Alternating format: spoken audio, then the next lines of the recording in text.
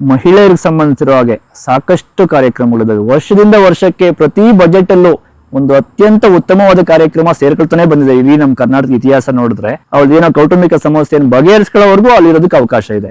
Lawyers ಇರ್ತಾರೆ, ಆಪ್ತ ಸಮಾಲೋಚಕರು ಇರ್ತಾರೆ, ಕೇರ್ ಟೇಕರ್ಸ್ ಇರ್ತಾರೆ. ಕರೆ ಮಾಡಿದ್ರೆ ಅಲ್ಲೇ ಶೆಲ್ಟರ್ ಅವಕಾಶ ಇದೆ.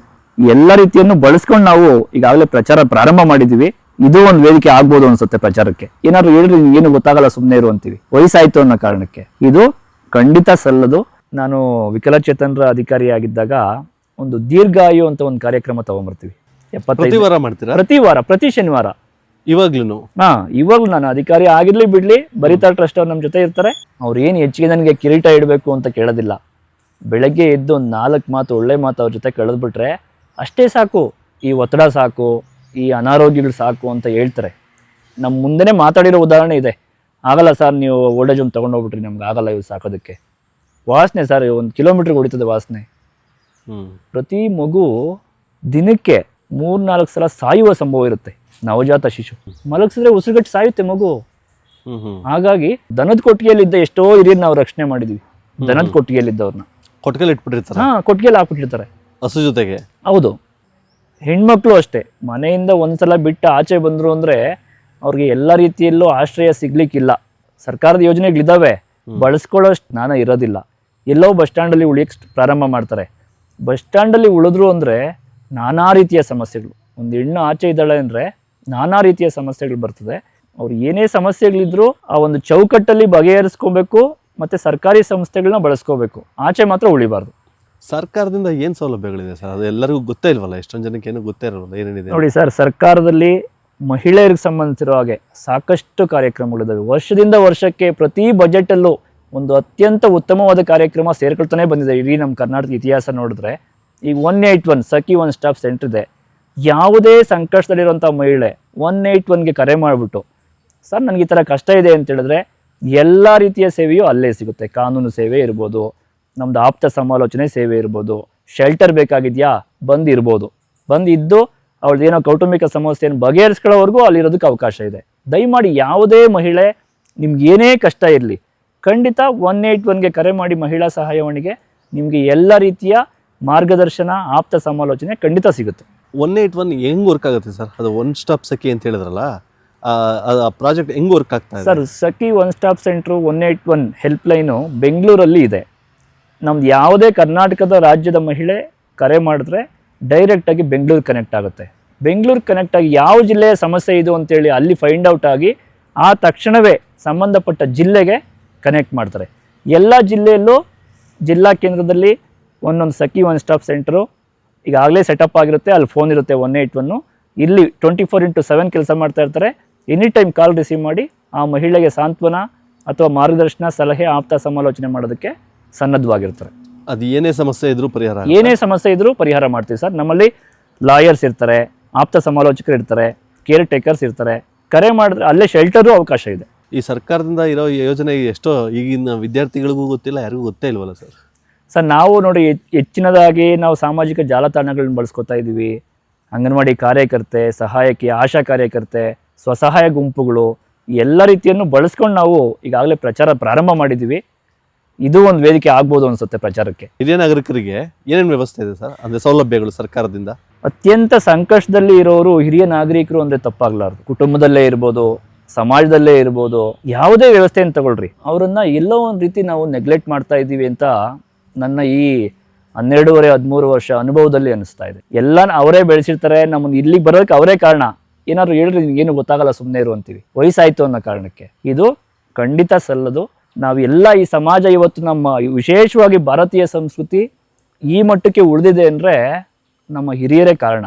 ಅವರು ಬಿತ್ತಿದ ಉತ್ತಮ ಬೀಜಗಳೇ ಇವತ್ತು ನಮ್ಮಲ್ಲಿ ಎಷ್ಟೋ ಸಂಸ್ಕಾರಗಳನ್ನು ಉಳಿಸಿ ಬೆಳೆಸ್ತಾ ಇರುವಂಥದ್ದು. ಹಾಗಾಗಿ ನಾವು ಪ್ರತಿಯೊಬ್ಬ ಹಿರಿಯರನ್ನು ಗೌರವಿಸಬೇಕು.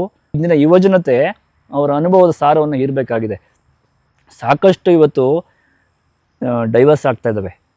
ಯಾಕೆ ಕಾರಣ ಅಂದರೆ ನಾವು ಹಿರಿಯರನ್ನ ಪಾಲನೆ ಮಾಡದೇ ಇರೋದೇ ಕಾರಣ. ಇವತ್ತು ನಮ್ಮ ಮಕ್ಕಳನ್ನ ಬಿಡ್ತಾ ಇದ್ದೀವ ನಾವು ನಮ್ಮ ತಂದೆ ತಾಯಿಗಳ ಹತ್ರ, ಅಜ್ಜ ಅಜ್ಜಿ ಹತ್ರ ಬಿಡ್ತಾ ಇಲ್ಲ. ಅವರು ವಾಸನೆ, ಅಲ್ಲಿ ಹೋಗ್ಬಿಡ, ಅದೇನೋ ಮಾತು ಕಲ್ತ್ಕೊಬಿಡ್ತಾರೆ ಅವರು, ಬಿಡ್ತಾನೆ ಇಲ್ಲ. ದಯಮಾಡಿ ನೋಡಿ, ಇದು ಎಷ್ಟು ಕೆಟ್ಟ ಪರಿಸ್ಥಿತಿ, ಕೆಟ್ಟ ಬೆಳವಣಿಗೆ ಅಂದರೆ ನಮ್ಗೆ ಇವತ್ತು ಗೊತ್ತಾಗೋದಿಲ್ಲ. ಮುಂದಿನ ಭವಿಷ್ಯವನ್ನೇ ಬದಲಾಯಿಸ್ತದೆ ಇದು. ಅಂದರೆ ಮಾರಕವಾಗಿ ಬದಲಾಯಿಸ್ತದೆ. ನಾವು ಹಿರಿಯರನ್ನು ಬದಿಗಿಟ್ಟು ಅವರನ್ನು ಬಿಟ್ಬಿಟ್ಟು ನಾವು ಮಕ್ಕಳನ್ನ ಮೊಮ್ಮಕ್ಕಳನ್ನ ನಮ್ಮ ಮುಂದಿನ ಪೀಳಿಗೆಯನ್ನು ಕಟ್ತೀವಿ ಅಂದರೆ ತಳಪಾಯನೇ ಇಲ್ಲದೆ ಇರೋವಂಥ ಮನೆ ಅಂತ ಅಂದ್ಕೊಳ್ರಿ. ಇದನ್ನು ನಿಮ್ಮ ಮಕ್ಕಳಿದಾರಾ ಹಿರಿಯರ ಜೊತೆ ಬಿಡ್ರಿ. ನೀವು ಯಾವ ಯೂನಿವರ್ಸಿಟಿ ಕಲಿಸದೇ ಇರೋವಂಥ ವಿದ್ಯೆಯನ್ನು ಆ ಹಿರಿಯರು ಕಲಿಸಿರ್ತಾರೆ. ಗೊತ್ತೇ ಆಗೋದಿಲ್ಲ ನಮಗೆ. ಅವರು ಇದರಲ್ಲೇ ಬಂದ್ಬಿಡ್ತದೆ ಲೈಫ್ ಸ್ಟೈಲಲ್ಲಿ. ಯಾವ ಯೂನಿವರ್ಸಿಟಿನೂ ಕಲ್ಸೋಕ್ಕಾಗಲ್ಲ, ಯಾವ ಶಾಲೆನೂ ಕಲ್ಸೋಕ್ಕಾಗೋದಿಲ್ಲ. ದಯಮಾಡಿ ಸಮಯ ಕೊಡಿಸ್ಬೇಕು. ನಾವು ನಾವೇ ಅದಕ್ಕೆ ಟೈಮ್ ಪ್ಲ್ಯಾನ್ ಮಾಡಿಕೊಂಡು ನಮ್ಮ ವಯಸ್ಸಾದವ್ರ ಜೊತೆ ಬಿಟ್ಟು ಬೆಳೆಸ್ಬೇಕಾಗ್ತದೆ. ಆಗ ಮಾತ್ರನೇ ಅವ್ರ ಮಕ್ಕಳು ಸುಸಂಸ್ಕೃತರಾಗಿ ಎಲ್ಲವನ್ನೂ ಅರ್ಥ ಮಾಡ್ಕೊಳ್ಳೋದಕ್ಕೆ ಸಾಧ್ಯ. ಸರ್ಕಾರದಿಂದ ಹಿರಿಯರಿಗಿರೋ ಸೌಲಭ್ಯಗಳು ನೋಡಿ, ಸರ್ಕಾರದಲ್ಲಿ ಹಿರಿಯ ನಾಗರಿಕರಿಗೆ ಸಾಕಷ್ಟು ಸೌಲಭ್ಯಗಳನ್ನ ಕಲ್ಪಿಸಿದ್ದಾರೆ. ಮೊದಲನೇದಾಗಿ ಯಾವುದೇ ತುರ್ತು ಸಂದರ್ಭದಲ್ಲಿ ಹಿರಿಯ ನಾಗರಿಕರಿಗೆ 1090 ಹಿರಿಯ ನಾಗರಿಕರ ಸಹಾಯವಾಣಿ ಇದೆ. ಖಂಡಿತ ಬಳಸ್ಕೊಳ್ರಿ. ಹಾಗೆ 14567 ರಾಷ್ಟ್ರೀಯ ಸಹಾಯವಾಣಿನೂ ಇದೆ. ಈ ಎರಡೂ ನಂಬರ್ಗೆ 14567 ಅಥವಾ 1090 ಯಾವುದೇ ಸಂದರ್ಭದಲ್ಲಿ ಕರೆ ಮಾಡಿದ್ರು ಸಂಬಂಧಪಟ್ಟ ಜಿಲ್ಲೆಯಲ್ಲಿ ಮತ್ತು ರಾಷ್ಟ್ರೀಯ ಸಹಾಯವಾಣಿ ಬೆಂಗಳೂರಲ್ಲಿ ಕೇಂದ್ರೀಕೃತವಾಗಿದೆ. ಅವ್ರ ಕರೆಯನ್ನು ರಿಸೀವ್ ಮಾಡಿ ಏನಾಗಬೇಕಾಗಿದೆ ಅಂತ ತಕ್ಷಣ ಹೇಳ್ತಾರೆ. ಸರ್, ಹಿರಿಯ ನಾಗರಿಕರು ಯಾವ ಸಮಸ್ಯೆಗಳಿಗೆ ಈ 1090 ಕಾಲ್ ಮಾಡ್ಬೋದು? ಯಾವ್ಯಾವ ಸಮಸ್ಯೆಗೆ ಇಲ್ಲಿ ಸಹಾಯ ಆಗುತ್ತೆ? ನೋಡಿ ಸರ್, ಇಂಥದೇ ಸಮಸ್ಯೆ ಅಂತಿಲ್ಲ.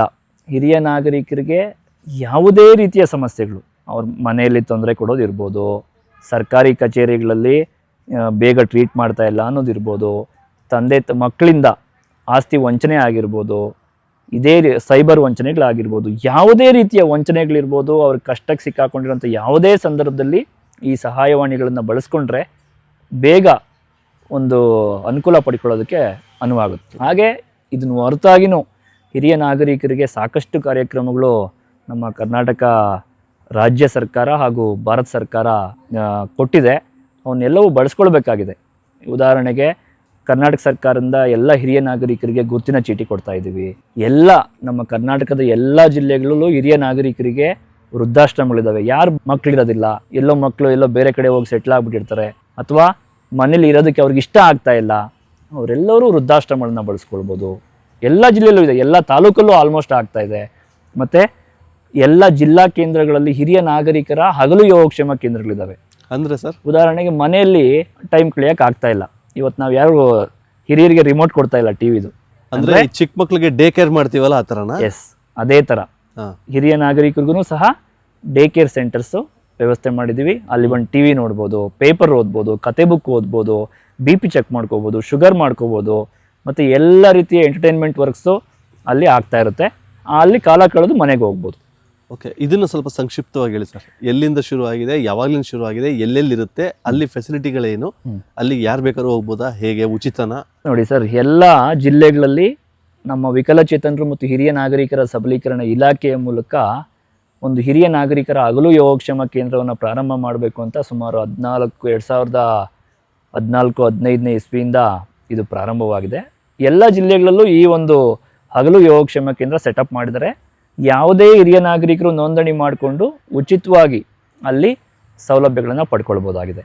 ನೋಂದಣಿ ಮಾಡ್ಕೊಳ್ಳೋದು ಹೇಗೆ? ನೋಂದಣಿ ಅಂದರೆ ಅಲ್ಲಿ ಹೋಗಿ ಒಂದು ಹೆಸರು ಬರ್ಸ್ಬೇಕಷ್ಟೇ. ಅಷ್ಟೇ. ಜಿಲ್ಲೆಗೆ ಒಂದೊಂದೇ ಇರುತ್ತಾ? ಒಂದು ಜಿಲ್ಲೆಗೆ ಒಂದಿರುತ್ತಾ? ಹೌದು ಸರ್, ಜಿಲ್ಲೆಗೆ ಒಂದೊಂದೇ ಈ ಪ್ರಥಮ ಹಂತದಲ್ಲಿ ಪ್ರಾರಂಭ ಮಾಡಿದರೆ ಮುಂದಿನ ದಿನಗಳಲ್ಲಿ ಅದು ಹೆಚ್ಚಿಗೆನೂ ಆಗ್ಬೋದು ಅನಿಸುತ್ತೆ. ಅಲ್ಲಿ ಹೋದರೆ ಎಲ್ಲ ರೀತಿಯ ಮನರಂಜನಾ ಚಟುವಟಿಕೆಗಳಿರ್ತದೆ. ಅಂದರೆ TV, ಪೇಪರು, ಬುಕ್ಸು, ಮತ್ತು ಅಲ್ಲಿ ಭಜನೆ ಮಾಡ್ತಾರೆ, ಯೋಗ ಹೇಳ್ಕೊಡ್ತಾರೆ. ಹಾಗೆ ನಾನಾ ರೀತಿಯ ಚಟುವಟಿಕೆಗಳನ್ನ ಆ ಕೇಂದ್ರದಲ್ಲಿ ಮಾಡ್ತಾ ಇರ್ತಾರೆ. ಅದನ್ನು ಬಳಸ್ಕೊಳ್ಳೋದಕ್ಕೆ ಹಿರಿಯರಿಗೆ ಮುಕ್ತವಾದ ಅವಕಾಶ ಇದೆ. ಅದು 24/7 ಇರುತ್ತಾ ಅಥವಾ ಡೇ? ಇಲ್ಲ ಸರ್, ಅದು ಡೇ ಕೇರ್ ಸೆಂಟರು ಬೆಳಗ್ಗೆ 10ರಿಂದ 5:30-6 ಗಂಟೆವರೆಗೂ ಕಾರ್ಯನಿರ್ವಹಿಸ್ತದೆ. ಸಾಕಷ್ಟು ಜಿಲ್ಲೆಯಲ್ಲಿ ಯಶಸ್ವಿಯಾಗಿ ಅದು ಕಾರ್ಯಕ್ರಮ ಮಾಡಿದ್ದಾವೆ, ಈಗಾಗಲೇ ಕೆಲಸ ಮಾಡ್ತಾ ಇದ್ದಾವೆ. ಅಲ್ಲಿ ಬೇರೆ ಬೇರೆ ರೀತಿಯ ಚಟುವಟಿಕೆಗಳು, ಹಿರಿಯ ನಾಗರಿಕರ ಸ್ನೇಹಿ ಚಟುವಟಿಕೆಗಳನ್ನ ಮಾಡೋದಕ್ಕೂ ನಾವು ಬೇರೆ ಬೇರೆ NGO ಜೊತೆ ಟೈಅಪ್ ಮಾಡಿ ಕೆಲಸ ಮಾಡ್ತಾ ಇದ್ವಿ. ಅಂದರೆ ಕಲ್ಚರಲ್ ಆಕ್ಟಿವಿಟೀಸು. ಉದಾಹರಣೆಗೆ ನಾನು ವಿಕಲಚೇತನರ ಅಧಿಕಾರಿಯಾಗಿದ್ದಾಗ ಒಂದು ದೀರ್ಘಾಯು ಅಂತ ಒಂದು ಕಾರ್ಯಕ್ರಮ ತಗೊಂಡ್ಬರ್ತೀವಿ ಸುಮಾರು 2.5 ವರ್ಷದ ಹಿಂದೆ. ಏನು ದೀರ್ಘಾಯು ಏನು ಹೇಳುತ್ತೆ ಅಂದರೆ, ನಮ್ಮ ವಯಸ್ಸಾದವ್ರಿಗೆ ಉಗುರು ಕಟ್ ಮಾಡ್ಕೊಳ್ಳೋಕ್ಕೆ ಆಗೋದಿಲ್ಲ. ಯಾಕೆ ಅಂದರೆ ಅವ್ರಿಗೆ ಶೇಕ್ ಆಗುತ್ತೆ ಕೈಗಳು. ಎಷ್ಟೋ ಜನರ ಹತ್ರ ನಾವು ಕೇಳಿದಾಗ ನೈಲ್ ಕಟ್ರ್ ಇಲ್ಲಿದೆ ಸ್ವಾಮಿ ಅಂತಾರೆ. ನೈಲ್ ಕಟ್ರು ಇಲ್ಲ. ನಮ್ಮ ಕುಟುಂಬಗಳಲ್ಲಿ ವಯಸ್ಸಾದವ್ರಿಗೆ ಒಂದು ನೈಲ್ ಕಟ್ರ್ ಅವಶ್ಯಕತೆ ಇದೆ, ಅವ್ರಿಗೆ ಕೊಡಬೇಕು. ಅವ್ರಿಗೆ ಶೇಕಿಂಗ್ ಆಗುತ್ತೆ, ಕಟ್ ಮಾಡ್ಕೊಳಕ್ಕಾಗೋದಿಲ್ಲ, ನಾವು ಕಟ್ ಮಾಡಬೇಕು ಅನ್ನೋ ಕಲ್ಪನೆನೂ ಇಲ್ಲ ಎಷ್ಟೋ ಕುಟುಂಬಗಳಲ್ಲಿ. ಎಷ್ಟೋ ಕುಟುಂಬ ಅಲ್ಲ, ಆಲ್ಮೋಸ್ಟ್ 1% ಆ ಥರ ಮಾಡ್ಲಿಕ್ಕೆ ಚಾನ್ಸ್ ಇಲ್ಲ. 2.5 ವರ್ಷದಿಂದ ನಾವು ಇದನ್ನು ಗಮನಿಸ್ಕೊಂಡು ನಾವು ಮತ್ತು ಬರಿತಾ ಟ್ರಸ್ಟ್ ಅಂತಿದೆ ದೊಡ್ಡಬಳ್ಳಾಪುರದಲ್ಲಿ ಏನಾದರೂ ಮಾಡಬೇಕಲ್ಲ ಅಂತ ಯೋಚನೆ ಮಾಡಿದೆ. ಎಲ್ಲ ಹಿರಿಯರಿಗೂ ಒಂದೊಂದು ನೈಲ್ ಕಟ್ರು ಕೊಡಬೇಕು, ಮತ್ತು ಆ ನೈಲ್ ಕಟ್ಟನ್ನ ಅವ್ರಿಗೆ ಗಿಫ್ಟಾಗಿ ಕೊಟ್ಟು ಮನೆಯವ್ರಿಗೆ ತಿಳಿ ಹೇಳಬೇಕು, ನೀವು ಉಗುರು ಕಟ್ ಮಾಡಬೇಕು ಅವ್ರಿಗೆ, ನೀವು ಅವ್ರ ಸ್ವಚ್ಛತೆ ಬಗ್ಗೆ ಗಮನ ಕೊಡಬೇಕು ಅಂತ ಅವೇರ್ನೆಸ್ ಮೂಡಿಸೋದಕ್ಕೋಸ್ಕರ ದೀರ್ಘಾಯು ಅಂತ ಒಂದು ಕಾರ್ಯಕ್ರಮ ಮಾಡಿದ್ವಿ. ಐ ಥಿಂಕ್ ನಾವು 75ನೇ ವಾರ ಮುಗಿಸ್ತಾ ಇದ್ದೀವಿ ಅನ್ಸುತ್ತೆ ಶಾರ್ಟ್ಲಿ. 75 ಪ್ರತಿ ವಾರ ಮಾಡ್ತೀರಾ? ಪ್ರತಿ ವಾರ, ಪ್ರತಿ ಶನಿವಾರ. ಇವಾಗ್ಲೂ? ಇವಾಗಲೂ ನಾನು ಅಧಿಕಾರಿ ಆಗಿರ್ಲಿ ಬಿಡ್ಲಿ, ಬರಿತಾ ಟ್ರಸ್ಟ್ ಅವ್ರು ನಮ್ಮ ಜೊತೆ ಇರ್ತಾರೆ. ಪ್ರತಿ ಶನಿವಾರ ಯಾವುದೋ ಒಂದು ಗ್ರಾಮಕ್ಕೆ ಹೋಗ್ತೀವಿ, ಒಂದಷ್ಟು ನೈಲ್ ಕಟ್ಟು ತೊಗೊಂಡು ಹೋಗ್ತೀವಿ, ಒಂದಷ್ಟು ಕುಟುಂಬಕ್ಕೆ ಹೋಗ್ತೀವಿ. ನೈಲ್ ಕಟ್ಟು ನಾವೇ ನೈಲ್ ಕಟ್ ಮಾಡಿ ಅವ್ರ ಕುಟುಂಬಕ್ಕೆ ಒಂದು ಅವೇರ್ನೆಸ್ ಮೂಡಿಸಿ ಪ್ರತಿ ವಾರ ನೀವು ಮಾಡಬೇಕು, ಅವ್ರ ಸ್ವಚ್ಛತೆ ಗಮನ ಕೊಡಬೇಕು ಅಂತ ಜಾಗೃತಿ ಮೂಡಿಸಿ ನಾವು ನೈಲ್ ಕಟ್ರ್ ಗಿಫ್ಟ್ ಕೊಟ್ಟು ಬರೋವಂಥ ಕೆಲಸ ಆಗ್ತಾಯಿದೆ. ಇದ್ರ ಮೂಲಕ ನಾವು ಸಾಮಾಜಿಕ ಮಾಧ್ಯಮಗಳನ್ನ ಬಳಸ್ಕೊಂಡು ನಮ್ಮ ಕರ್ನಾಟಕ ರಾಜ್ಯ ಹಾಗೂ ಭಾರತದ ಎಲ್ಲ ಹಿರಿಯ ನಾಗರಿಕರು ಇರುವಂಥ ಕುಟುಂಬಗಳಿಗೆ ಆ ಮಾಹಿತಿಯನ್ನು ತಲುಪಿಸೋವಂಥ ಕೆಲಸ ಮಾಡ್ತಾ ಇದ್ದೀವಿ. ನಾವೆಲ್ಲರೂ ಸಹ ಪ್ರಜ್ಞಾವಂತರಾಗಿದ್ದು ಪ್ರತಿಯೊಬ್ಬ ಹಿರಿಯರೂ ಸಹ ಅವ್ರ ಸ್ವಚ್ಛತೆ ಬಗ್ಗೆ ಗಮನ ಕೊಟ್ಟು ಅವ್ರಿಗೆ ಸಮಯ ಕೊಡಬೇಕು ಅನ್ನೋದು ಈ ದೀರ್ಘಾಯುವಿನ ಮುಖ್ಯ ಉದ್ದೇಶ ಆಗಿದೆ. ನಾನು ಈ ಮೂಲಕ ಹೇಳೋಕ್ಕೆ ಇಷ್ಟಪಡೋದೇನೆಂದರೆ, ನೀವೆಲ್ಲರೂ ನಿಮ್ಮ ಮನೆಯಲ್ಲಿ ಹಿರಿಯರಿಗೆ ಸಮಯ ಕೊಡ್ರಿ, ಉಗುರು ಕಟ್ ಮಾಡಿರಿ, ಅವ್ರ ಸ್ವಚ್ಛತೆಗೆ ಗಮನ ಕೊಡ್ರಿ, ಸ್ವಚ್ಛತೆಗೆ ಬೇಕಾಗಿರುವಂಥ ವಸ್ತುಗಳನ್ನು ದೊರಕಿಸ್ಕೊಡ್ರಿ ಅವ್ರಿಗೆ. ಗೌರವ ಇವೆಲ್ಲ ಮಾಡ್ತಾ ಇದಾರೆ ಅಂದರೆ ಗೌರವ ಇದೆ ಅಲ್ಲಿ ಅಂತ ಅರ್ಥ. ವಯಸ್ಸಾದವ್ರು ಏನ್ ಕೇಳ್ತಾರೆ ಅಂದ್ರೆ ಸರ್, ಯಾರು ಮಾತಾಡಿಸ್ತೆ ಸುಮ್ಮನೆ ಕೂಡ್ಸ್ಬಿಟ್ಟಿರ್ತಾರೆ. ಅಟ್ಲೀಸ್ಟ್ ಒಂದೆರಡು ಮಾತಾಡೋರು ಬೇಕು, ಅವ್ರಿಗೆ ಮಾತಾಡ್ಸೋರು ಬೇಕು ಜೊತೆಗೆ. ಅವ್ರಿಗೆ ಅವ್ರ ನಿರೀಕ್ಷೆ ಮಾಡೋದು ಅಷ್ಟೇ. ಅವ್ರು ಏನು ಹೆಚ್ಚಿಗೆ ನನಗೆ ಕಿರೀಟ ಇಡಬೇಕು ಅಂತ ಕೇಳೋದಿಲ್ಲ. ಬೆಳಗ್ಗೆ ಎದ್ದು ಒಂದು 4 ಮಾತು ಒಳ್ಳೆ ಮಾತು ಅವ್ರ ಜೊತೆ ಕಳೆದ್ಬಿಟ್ರೆ ಅಷ್ಟೇ ಸಾಕು. ನೋಡಿ, ಆ ಹಿರಿಯ ಜೀವಗಳು ಏನನ್ನೂ ಬಯಸಲ್ಲ ನಮ್ಮಿಂದ. ಆ ಪ್ರೀತಿಯ ಮಾತುಗಳು, ಪ್ರೀತಿಯ ಸಮಯ, ಆ ಮೊಮ್ಮಕ್ಕಳ ಪ್ರೀತಿಯ ಮಾತುಗಳು ಅಷ್ಟು ಕೊಟ್ಬಿಟ್ರೆ ಅವ್ರ ಆಯಸ್ಸು ಇನ್ನೂ 10 ವರ್ಷ ಜಾಸ್ತಿ ಆಗುತ್ತೆ ನನಗನ್ಸೋ ಹಾಗೆ. ಅರ್ಧ ಜನ ವಯಸ್ಸಾದ್ರಲ್ಲ ಈಗ ಹೋಗ್ಬಿಡ್ಲಿ ಅಂತಾನೆ ಕಾಯ್ತಾ ಇರ್ತಾರೆ, ಅವ್ರು ಆಯಸ್ ಕೊಡೋದಕ್ಕೆ ಎಲ್ಲಿ ಸರ್ ಇದು ಮಾಡ್ತಾರೆ. ಇದೆ ಸರ್, ಎಷ್ಟೋ ಕುಟುಂಬಗಳಲ್ಲಿ ಇದೆ, ಯಾವಾಗ ಹೋದ್ರೆ ಸಾಕಪ್ಪ ಅವರು, ಸಾಕು ಇವ್ರ ಸವಾಸ, ಈ ಒತ್ತಡ ಸಾಕು, ಈ ಅನಾರೋಗ್ಯಗಳು ಸಾಕು ಅಂತ ಹೇಳ್ತಾರೆ. ನಮ್ಮ ಮುಂದೆನೇ ಮಾತಾಡಿರೋ ಉದಾಹರಣೆ ಇದೆ. ಆಗಲ್ಲ ಸರ್, ನೀವು ಓಲ್ಡೇಜ್ ಹೋಮ್ ತೊಗೊಂಡೋಗ್ಬಿಟ್ರಿ, ನಮ್ಗೆ ಆಗಲ್ಲ ಇವ್ರು ಸಾಕೋದಕ್ಕೆ. ವಾಸನೆ ಸರ್, 1 ಕಿಲೋಮೀಟ್ರಿಗೆ ಹೊಡಿತದೆ ವಾಸನೆ. ಎಷ್ಟೋ ಪ್ರಾಣಿ ಬೆಕ್ಕುಗಳು ನಾಯಿಗಳು ಓದ್ತವೆ, ಇವ್ರು ಹೋಗಿಲ್ಲ ಅಂತ ಅಂದಿರೋ ಉದಾಹರಣೆ ನಾನು ನನ್ನ ಕಣ್ಣಾರೆ ನೋಡಿ ಕಿವಿಯಾರೆ ಕೇಳಿಸ್ಕೊಂಡಿದ್ದೀನಿ, ಆ ಥರದ ಪ್ರಸಂಗಗಳು. ಆದರೆ ಅವ್ರಿಲ್ಲದೆ ನಾವಿಲ್ಲ, ಅವ್ರು ಇರೋದಕ್ಕೆ ನಾವು ಬಂದಿದ್ದೀವಿ ಇಲ್ಲಿಗೆ. ನೋಡ್ರಿ, ನಾವೊಂದು ಉದಾಹರಣೆ ತಾಯಿ ತಗೊಳ್ರಿ. ತಾಯಿ ಋಣವನ್ನು ಏನು ಮಾಡಿದ್ರು ತೀರ್ಸೋಕ್ಕಾಗೋದಿಲ್ಲ, ಆಗೋದೇ ಇಲ್ಲ. ಇನ್ನೂ 10 ಜನ್ಮ ಎತ್ತಬೇಕು ನಾವು ತಾಯಿ ಋಣ ತೀರಿಸ್ಬೇಕು ಅಂದರೆ. ಮತ್ತು ಆ ಮಗು ಹುಟ್ಟಿದ ಮೇಲೆ ನೋಡಿ, ಪ್ರತಿ ಮಗು ದಿನಕ್ಕೆ 3-4 ಸಲ ಸಾಯುವ ಸಂಭವ ಇರುತ್ತೆ, ನವಜಾತ ಶಿಶು. ಯಾಕೆ ಅಂದರೆ ಪ್ರತಿ ಮಗು ಹಾಲು ಕುಡಿದ್ಮೇಲೆ ತೇಗಿಸ್ತಿರ ಮಲಗಿಸಿದ್ರೆ ಸತ್ತು ಅಂತ ಲೆಕ್ಕ. ನಾವು ಯಾವುದೇ ಮಗು ಹಾಲು ಕುಡಿದ್ಮೇಲೆ ಬೆನ್ನು ತಟ್ಟಿ ತೇಗಿಸಿ ಮಲಗಿಸ್ತೀವಿ. ಯಾಕೆ ಅಂದರೆ ಹಾಗೆ ಮಲಗಿಸಿದ್ರೆ ಉಸಿರು ಕಟ್ಕೊಂಡು ಸಾಯುತ್ತೆ. ಆಕೆ ಅಷ್ಟು ಸಲ ಕಾದಿಲ್ವಾ ನಮ್ಮನ್ನು? ದಿನಕ್ಕೆ 8-10 ಸಲ ಹಾಲು ಕುಡಿಸ್ತಾಳೆ. ಪ್ರತಿ ಸಲ ಅರ್ಧ ಗಂಟೆ 3/4 ಗಂಟೆ ತೇಗೋವರೆಗೂ ಬೆನ್ನು ತಟ್ಟಿ ತನ್ನ ಹೆಗಲ ಮೇಲೆ ಹಾಕ್ಕೊಂಡು, ಆ ಬಾಣಂತಿ ಇದ್ರೂ. ಓ, ಅದಕ್ಕೆನಾ ಹಿಂಗೆ? ಅದಕ್ಕೆ ಈ ಥರ ಹಾಕ್ಕೊಂಡು ತೇಗಿಸಿ ತಟ್ಟಿ ತೇಗ್ ಬರೋವರೆಗೂ ಮಲಗಿಸಲ್ಲ ನೋಡ್ರಿ. ಮಲಗಿಸಿದ್ರೆ ಉಸಿರುಗಟ್ಟಿ ಸಾಯುತ್ತೆ ಮಗು. ಹಾಗಾಗಿ ಆ ತಾಯಿ ಋಣ ತೀರ್ಸೋಕ್ಕಾಗೋದೇ ಇಲ್ಲ. ಅವಳ ಪ್ರಯತ್ನದಲ್ಲೇ ನಾವಿದ್ದೀವಿ. ಅವಳು ಒಂದು ದಿನ ಹಾಲು ಕುಡಿಸಿ ಹಾಗೆ ಮಲಗಿಸಿದ್ರು ನಾವು ಇವತ್ತು ಈ ಭೂಮಿ ಮೇಲೆ ಇರ್ತಾ ಇರಲಿಲ್ಲ. ಹಾಗಾಗಿ ಪ್ರತಿಯೊಬ್ಬರೂ ಸಹ ನಿಮ್ಮ ತಂದೆ ತಾಯಿ ಹಿರಿಯರನ್ನ ಗೌರವಿಸ್ರಿ. ದಿನ ಪೂಜಿಸಬೇಕು, ಗೌರವಿಸೋದಲ್ಲ. ಪೂಜೆ ಮಾಡಿದ್ರೂ ಕಡಿಮೆನೇ. ನಾವು ದೇವ್ರಿಗೆ ಕೈ ಮುಗಿತಿರೋ ಇಲ್ಲ ಗೊತ್ತಿಲ್ಲ, ಆದರೆ ನೀವು ನಿಮ್ಮ ಹಿರಿಯರಿಗೆ, ನಿಮ್ಮ ತಂದೆ ತಾಯಿಗೆ, ಅಜ್ಜ ಅಜ್ಜಿಗೆ ಗೌರವಿಸ್ರಿ, ಪ್ರೀತಿಸಿ. ಸಿಗಲ್ಲ ಅವರು, ಎಷ್ಟು ದಿನ ಇರ್ತಾರೆ? 60, 70, 80 ಆದಾಗ ಸಮಯ ಕಡಿಮೆ ಇರುತ್ತೆ. ನಿಮ್ಮ ಎಷ್ಟು ಸಾಧ್ಯ ಆಗುತ್ತೋ ಅಷ್ಟು ಪ್ರೀತಿಯನ್ನು ಕೊಟ್ಬಿಟ್ರಿ. ಮಕ್ಕಳ ಥರ ಅವರು, ಮಗು ಬೇದಿ ಮಾಡ್ಕೊಳ್ಳುತ್ತೆ, ನಾವೆತ್ತೆ ಆಚೆ ಹಾಕ್ತೀವಿ ಅವ್ರನ್ನ? ಇಲ್ಲ. ಅವ್ರನ್ನ ನಾವು ಬೇದಿ ಮಾಡಿದಾಗ ನಮ್ಮನ್ನು ಆಚೆ ಹಾಕಿದ್ರೆ ನಾವು ಇಲ್ಲೇ ಇರ್ತಾನೆ ಇರಲಿಲ್ಲ ಇವತ್ತು. ಹಾಗಾಗಿ ಹಿರಿಯರು ಸಹ ಮಗುಗೆ ಸಮಾನನೇ, ಮಗುನೇ ಅವರು. ಅವ್ರು ಏನು ಬೇದಿ ಮಾಡಲಿ ಏನು ಮಾಡಲಿ, ಮಗು ಥರ ನೀವು ಅವರನ್ನು ಪಾಲಿಸಿ ಪೋಷಿಸಿದ್ರೆ ನಮ್ಮ ಭವಿಷ್ಯ ಚೆನ್ನಾಗಿರುತ್ತೆ. ನಮ್ಮ ಇಂಡಿಯನ್ ಕಲ್ಚರ್ ಇಷ್ಟು ಗಟ್ಟಿ ಇರೋದಕ್ಕೆ ಅದೇ ಕಾರಣ. ಹಿಂದೆ ಎಲ್ಲ ಇತ್ತು, ಈಗ ಬಿಡ್ತಾ ಇದ್ದಾರೆ ಹಿರಿಯರನ್ನ ಆಚೆ ಹಾಕೋದು, ನೆಗ್ಲೆಕ್ಟ್ ಮಾಡೋದು. ಬಟ್ ಹಿಂದೆ ಇರಲಿಲ್ಲ. ಹಣ್ಣು ಮುದುಕಿ ಆದರೂ ನಮ್ಮ ಮನೆ ಮುಂದೆ ಒಂದು ಜಗಲಿ ಹಾಕಿ ಅವ್ರನ್ನ ಕೂರಿಸಿ ಆರಾಮಾಗಿ ಕೂರಿಸಿ ದೇವ್ರ ಥರ ಟ್ರೀಟ್ ಮಾಡ್ತಾಯಿದ್ರು. ಇವಾಗಿಲ್ಲ, ಎಲ್ಲೋ ಒಂದು ಆಚೆ ಹಾಕೋದು. ದನದ ಕೊಟ್ಟಿಗೆಯಲ್ಲಿದ್ದ ಎಷ್ಟೋ ಹಿರಿಯರನ್ನ ನಾವು ರಕ್ಷಣೆ ಮಾಡಿದ್ವಿ. ದನದ ಕೊಟ್ಟಿಗೆಯಲ್ಲಿದ್ದವ್ರನ್ನ ಕೊಟ್ಟಿಗೆಯಲ್ಲಿ ಇಟ್ಬಿಟ್ಟಿರ್ತಾರೆ. ಕೊಟ್ಟಿಗೆಯಲ್ಲಿ ಹಾಕ್ಬಿಟ್ಟಿರ್ತಾರೆ ಹಸು ಜೊತೆಗೆ. ಹೌದು, ಹಸು ಜೊತೆಲಿ. ಈ ಥರದ್ದು ಎಷ್ಟೋ ಪ್ರಸಂಗ ನೋಡಿದ್ದೀವಿ. ದಯಮಾಡಿ ಯಾರೂ ಮಾಡಬೇಡ್ರಿ. ಆ ಥರ ಮಾಡಿದ್ರು ನೀವು ಎಲ್ಲಿ ತಪ್ಪಿಸ್ಕೊಂಡು ಹೋದ್ರೂ ದೇವ್ರ ಹತ್ರ ಖಂಡಿತ ಶಿಕ್ಷೆ ನಿಮಗೆ ಕಾದಿರ್ತದೆ, ಅಲ್ಲಿ ಅನುಭವಿಸ್ಬೇಕಾಗ್ತದೆ.